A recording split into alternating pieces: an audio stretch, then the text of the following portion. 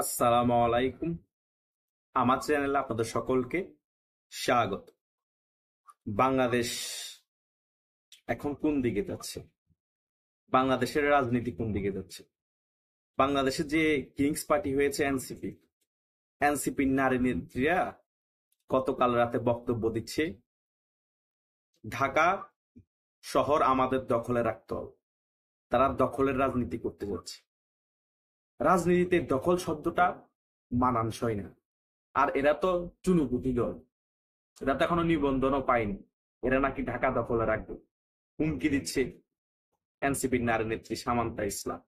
তাদের মুখের ভাষা দেখেন, তারা বিভিন্ন সময় বিভিন্ন রকম নাটক করবে এবং বক্তব্য এসে দখলারিত্বর কথা বলবে, দেশে মব সন্ত্রাস ঘটাবে।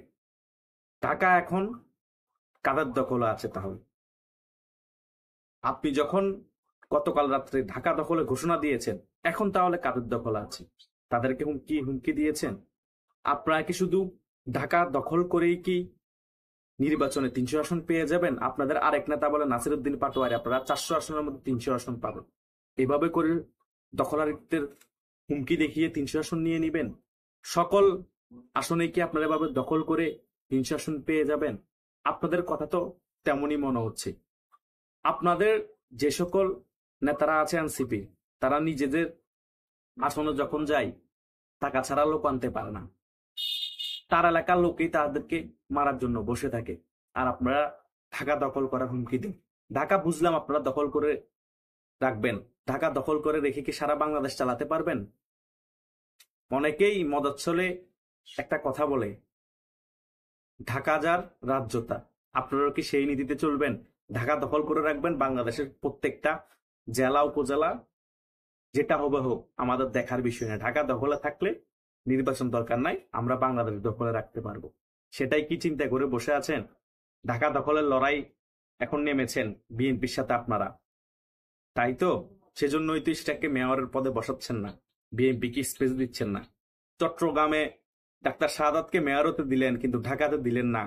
কারণ ঢাকা যদি বিএনপির একজন মেয়র হয়ে যায়, ঢাকা আপনারা দখলে রাখতে পারবেন না। এটাই তো এখন সকল কিছু পানির মতো ক্লিয়ার করে দিয়েছেন। ককটেল বিস্ফোরণ যে একটা নাটক, সেটাও কিন্তু আপনারা ক্লিয়ার করে দিয়েছেন। এই নাটকের শেষ কোথায় জনগণ দেখতে চায়। আমরা দখলদারিত্বের রাজনীতি বাংলাদেশে চাই না। আপনি বলেন বিপ্লবের যত শক্তি আছে সকলেই ঢাকা দখলে রাখতে হবে। বিপ্লবের শক্তি কারা? কি বিপ্লব ঘটিয়েছেন বাংলাদেশে? বিপ্লবের পরবর্তী সময় বাংলাদেশে আপনারা কি এমন কাজ করেছেন জনগণ বুঝবে যে আপনারা বাংলাদেশে বিপ্লব ঘটিয়েছেন? বাংলাদেশে যদি বিপ্লব হয়েই থাকে, আপনারা বাংলাদেশে জঙ্গিবাদ সৃষ্টি করেছেন, বাংলাদেশে মব সন্ত্রাস সৃষ্টি করেছেন, বাংলাদেশের গণতান্ত্রিক প্রক্রিয়া ধ্বংস করে দিয়েছেন। বাংলাদেশে আপনারা হাজার হাজার কোটি টাকা বিদেশে পাচার করেছেন। এটাই আপনাদের বিপ্লব।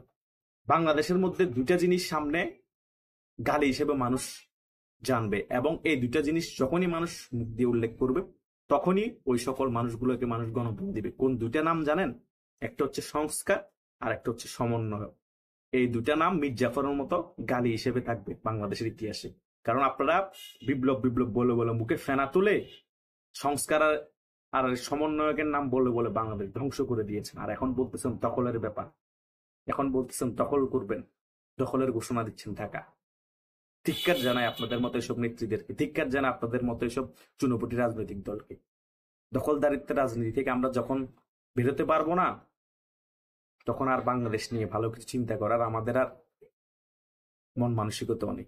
আর আপনাদের মতো এই সকল চুনোপুটি দলের নেত্রীরাই দেশটাকে ধ্বংস করবে, আর এনসিপি দলটাও ধ্বংসের কারণ হবে। লিখে রাখুন। এই ধরনের হুমকি দামকি দিয়ে জনগণকে কোণঠাসা করতে পারবেন না। আর আপনারা যে বাংলাদেশে একটা আসনও পাবেন না, জামানত সহ বাতিল হয়ে যাবে, সেটা আমরা ভালো করেই জানি। এই সকল হুমকি ধামকি দিয়ে দখলদারিত্বের রাজনীতি করে ঢাকা দখল করতে পারবেন না, একটা উপজেলা দখল করতে পারবেন না, বরং বাংলাদেশ ছাড়া হবে। ধন্যবাদ সকলকে।